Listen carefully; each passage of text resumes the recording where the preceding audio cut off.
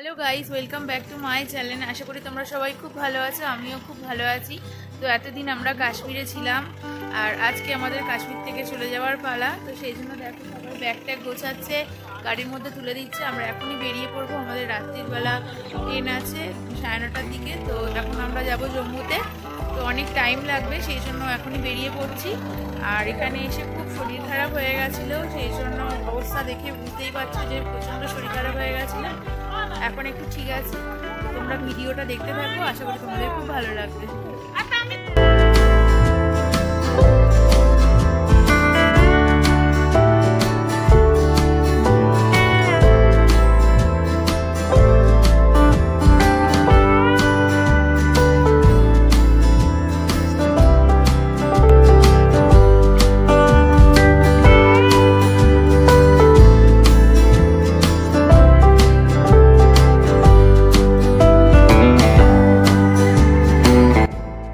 গাড়িটা চলতে চলতে দুপুর হয়ে গিয়েছিল, তাই সবার খিদে পেয়ে গিয়েছিল। সেই জন্য একটা ধাবায় নামিয়েছিল, আমাদের হোটেল থেকেই খাবার দাবার করে এনেছিল, এবার এখানে বসিয়ে খাওয়াবে। কিন্তু আমার প্রচণ্ড শরীর খারাপ ছিল, সেই জন্য আমি কিছুই খেতে পারিনি। বাকি সবাই খেয়েছিল আর আমি ঘুরে ঘুরে চারিপাশটা দেখছিলাম।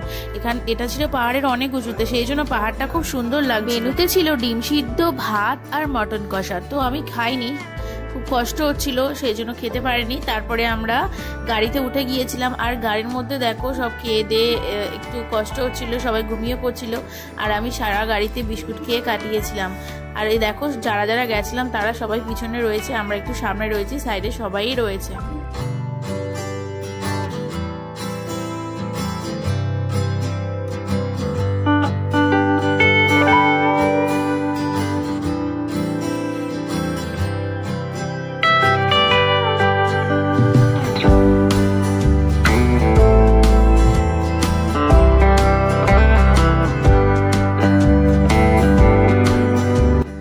থেকে সকাল 10টার সময় আমরা গাড়িতে উঠেছিলাম, আর জম্মু তাওয়াইতে এসে পৌঁছেছিলাম বিকেল 5:30টার সময়। আর আমাদের ট্রেন ছিল সন্ধ্যে 7টা। তো অনেকক্ষণই সময় পেয়েছিলাম চারিপাশটা ঘোরার জন্য। তো চারিদিকে ঘুরে দেখছিলাম, সব লোকজনই ছিল, সবাই বাড়ি ফেরার জন্য বসে আছে ট্রেনে। তারপর আমরা ট্রেনে উঠে গিয়েছিলাম, আর সকাল 5:30টার সময় আমরা দিল্লিতে এসে পৌঁছেছিলাম। দেখো এখন সকাল 5:30 বাজে, আর চারিপাশটা কি সুন্দর লাগছে ট্রেনে। তো আমাদের এখান থেকে কলকাতা আসার ট্রেন ছিল বিকেল 5:30টায়। তো এতক্ষণ আমরা সারাক্ষণ কি করব, সেই জন্য একটা এখানে ঘর ভাড়া নিয়েছিলাম। তারপর ওখানে রেস্ট নিয়ে আশেপাশে ঘুরতে যাওয়ার জন্য বেরিয়ে গিয়েছিলাম। আর ট্রেনের দেখো স্টেশনটা কি সুন্দর দেখতে লাগছে, অত ভিড় ছিল না, যেহেতু অনেক ভোরবেলা, অত লোকজন ছিল না, যারা নেমেছে তারাই শুধুমাত্র ছিল। একটা হোটেল নিয়েছি দিল্লিতে, যেহেতু আমাদের ট্রেন সন্ধ্যেবেলা। এখন ফ্রেশ হয়ে এবার আমরা একটু খেতে যাচ্ছি, তারপরে আমরা দিল্লির সাইট সিনগুলো দেখতে বেরোবো।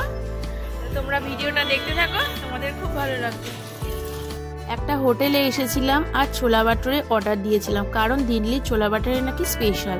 আর সত্যি খুব ভালো খেতে ছিল ছোলা বাটুরেটা, যেরকম ঝাল ছিল সেরকম টেস্টিও ছিল। আর সবাই মিলে খেতে বসার তো মজাই আলাদা। আমি আর ভাই এই পারে খেতে বসেছিলাম, আর তোমাদের দাদা ভাই, মা বাবা সবাই ওই পারে খেতে বসেছিল, আর সত্যিই খুব ভালো খেতে ছিল। তারপরে আমরা নিয়েছিলাম লস্যি। দিল্লিতে এসেছি আর লস্যি খাবো না সেটা কখনো হয়? কলকাতার লস্যির থেকে দিল্লির লস্যি খুব টেস্টি ছিল, আর এর উপরে আমন্ড, কেশর সবকিছুই দেওয়া ছিল। তো খেতে খুব সুন্দরই লাগছিল, ভালোও লেগেছে। जाना है, एंट्री करना है लाल गेट पे, उधर टिकट लगता है लाल किला पे। আমরা এখন ঘুরতে যাচ্ছি লাল কেল্লায়। बढ़िया बता दिया ऑटो करे हम घूमने आ रहे थोड़ा। দিল্লিতে আমি এসেছিলাম প্রথমবার, আর দিল্লি শহরটা ঘুরে দেখতে বেশ ভালোই লাগছিল, চারিপাশটা খুব সুন্দর দেখতে লাগছিল। কিন্তু ঘিঞ্জি এলাকা, আমাদের কলকাতার থেকে অনেকটাই ঘিঞ্জি, কলকাতাতেও ঘিঞ্জি, আরও ঘিঞ্জি এলাকা এটা। আর দেখতে দেখতে আমরা লালকেল্লার কাছাকাছি পৌঁছে যাচ্ছিলাম। তো যেতে যেতে রাস্তায় দেখো কত কিছু রয়েছে। এখানে একটা সিনেমা হল রয়েছে, যেখানে সিনেমা চলছিল। কি সিনেমা চলছিল বুঝতে পারছিলাম না, কারণ অটোটা খুব তাড়াতাড়ি যাচ্ছিল। তারপরে একটা স্টেডিয়াম ছিল, এখানে দিল্লির সবথেকে বড় স্টেডিয়ামটা ছিল এখানে। তো সেটা দেখতে দেখতে যাচ্ছিলাম, আর দেখো গাড়িতে কত লাইন পড়েছে, আমাদের রুটটা অন্যদিকে ছিল। আর দেখতে দেখতে আমরা কিন্তু লালকেল্লার কাছে পৌঁছে গেছিলাম, সামনেই চলে এসেছি। অটোওয়ালাটা আমাদের অনেকটা আগেই নামিয়ে দিয়েছিল, কারণ লালকেল্লার গেটের মুখে নাকি গাড়ি দাঁড়াতে দেয় না, সেই জন্য আমরা অনেকটা আগে নেমে হেঁটে হেঁটে ভিতরের দিকে ঢুকছিলাম। আর ওই যে দেখা যাচ্ছে লালকেল্লার গেট, দেখো লালকেল্লাটা বিশাল বড় এরিয়া নিয়ে।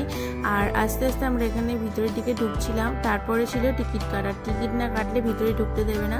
আর এখানে টিকিটের দামটা অনেকটাই ছিল, আর যেহেতু এত লাইন ছিল সেই জন্য আমরা টিকিট অনলাইনে কেটেছিলাম ফোনে। তারপরে আমরা আস্তে আস্তে এগিয়ে যাচ্ছিলাম। আর এই গেট দিয়ে ঢোকার জন্য নয়, এটা জাস্ট দেখিয়েছে, এরপরে আরও একটা গেট আছে, সেখান দিয়ে যেতে হবে। তবে অনেকটা হাঁটতে হয়েছিল, প্রায় 10 মিনিট মতন হেঁটে তারপরে ওখানে পৌঁছাতে হয়েছিল। অনেকটা বড় এরিয়া নিয়ে, আর চারিপাশে দেখছিলাম যে অনেক মেলা বসেছিল। আর দেখো কত লোকজন রয়েছে। তারপরে আমরা আস্তে আস্তে ভিতরের দিকে ঢুকছিলাম। আর এখানে প্রচণ্ড গরম, কলকাতায় তো গরম হয় কিন্তু দিল্লিতে বেশি গরম। সত্যি যদি না দিল্লিতে আসতাম বুঝতেই পারতাম না যে দিল্লির গরমটা কেমন, প্রচণ্ড গরম ছিল। তারপরে আমরা আস্তে আস্তে ভিতরের দিকে ঢুকছিলাম। আর সামনের জায়গাটা দেখো কতটা উঁচু, কত বড়, ফোনে তোমরা সব কিছু বুঝতে পারবে না। যদি সামনে এসে একবার দেখো তাহলে বুঝতে পারবে যে প্রচণ্ড বড় জায়গা আর অনেকটা এরিয়া নিয়ে করা। তারপরে আমরা ভিতরের দিকে ঢুকছিলাম, যেহেতু লাল কেল্লা সেই জন্য সব কিছুই লাল রঙের। আর ভিতরে প্রচুর দোকান বসেছিল, দোকানগুলোতে অনেক কিছুর দোকান ছিল। তারপরে আমরা এখানে দাঁড়িয়ে অনেক কটা ফটো তুলেছিলাম, ভিডিও করেছিলাম। আর তারপর আস্তে আস্তে চারিপাশটা ঘুরে দেখছিলাম। দেখো তোমাদের কেমন লাগছে অবশ্যই কিন্তু জানিও।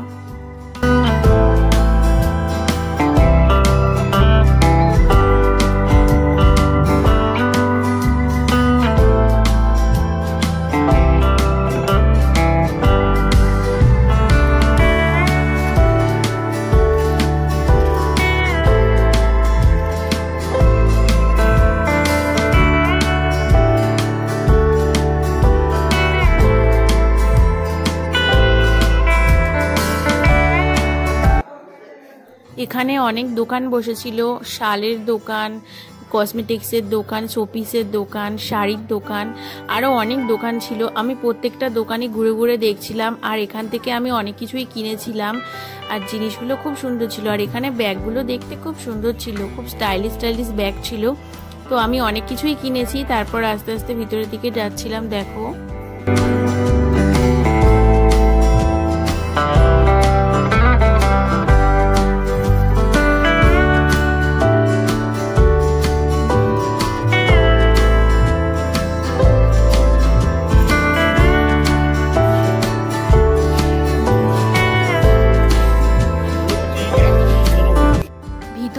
এত বড় এরিয়া নিয়ে যে দেখে শেষ করা যাবে না। আমরা এইসব দোকান দেখে আরো ভিতরের দিকে যাচ্ছিলাম। দেখো যেদিকে তাকাবে সেদিকেই বড় বড় জায়গা রয়েছে। আর এখানে পুরোটা ঘুরে দেখতে পুরো একদিন সময় লাগবে, কিন্তু আমাদের হাতে তো অত সময় নেই, তাই খানিকটা ঘুরে দেখেছি।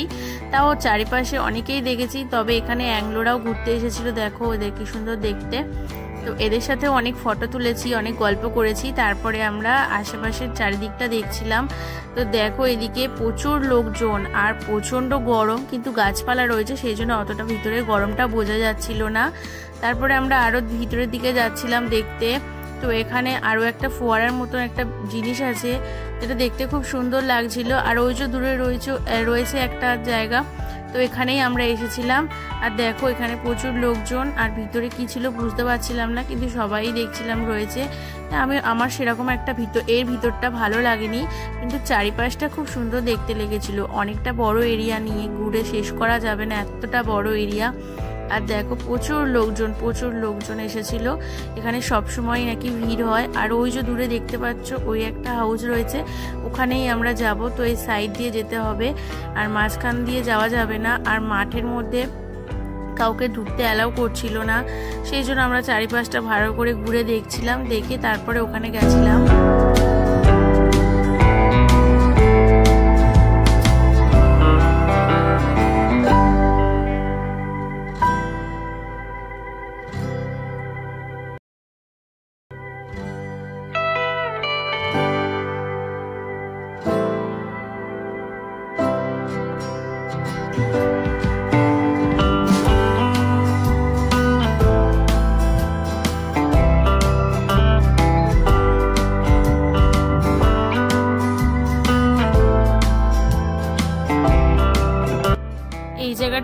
আমার ভীষণ ভালো লেগেছে।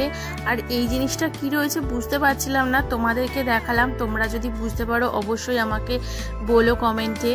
আর আমার ভিডিওগুলো তোমাদের কেমন লাগছে অবশ্যই কমেন্টে জানিও। কাশ্মীরে আসার অনেক ব্লগ আমার ছাড়া হয়ে গেছে, তোমরা যারা যারা এখনও দেখোনি যাও চটপট গিয়ে দেখে নাও। আর ভালো লাগলে অবশ্যই লাইক কমেন্ট করে দিও, চ্যানেলটা সাবস্ক্রাইব করতে কিন্তু ভুলো না। আর তোমরা যারা যারা আমার চ্যানেলটা সাবস্ক্রাইব করছো, আমার অনেক নতুন বন্ধু হয়েছে, তাদের জন্য অনেক অনেক ভালোবাসা। আর এখান থেকে দেখতে দেখো চারিপাশটা কত সুন্দর দেখতে লাগছে। তারপর আমরা এখানে অনেকক্ষণ ছিলাম, তারপর এখান থেকে আমরা বেরিয়ে গিয়েছিলাম, যেহেতু আমাদের বাড়ি আসতে হবে। আরও জায়গায় বাড়ি থেকে ঠিক করে গিয়েছিলাম, বাড়ি না সরি হোটেল থেকে ঠিক করে গিয়েছিলাম যে আমরা লাল গেট, ইন্ডিয়া গেট সব জায়গায় ঘুরে আসবো। কিন্তু এখানে এসে এতটাই কষ্ট হচ্ছিল, যেহেতু আগের দিন অতটা জার্নি করেছি, আর তারপরে এখানে প্রচণ্ড রোদ, এত রোদে আমি আর পাচ্ছিলাম না। সেই জন্য আমরা এই লাল কেল্লাটা দেখেই ফিরে গিয়েছিলাম হোটেলে। আর একটু মন খারাপও ছিল, যেহেতু কাশ্মীরে এতদিন কাটিয়েছি, তারপর আমাদের ফিরে আসতে হলো। কিন্তু ট্রেনের মধ্যে খুব মজা করতে করতে আমরা বাড়িতে ফিরে আসলাম। ভালো লাগলে চ্যানেলটা সাবস্ক্রাইব করে দিও। বাই, সবাই ভালো থেকো।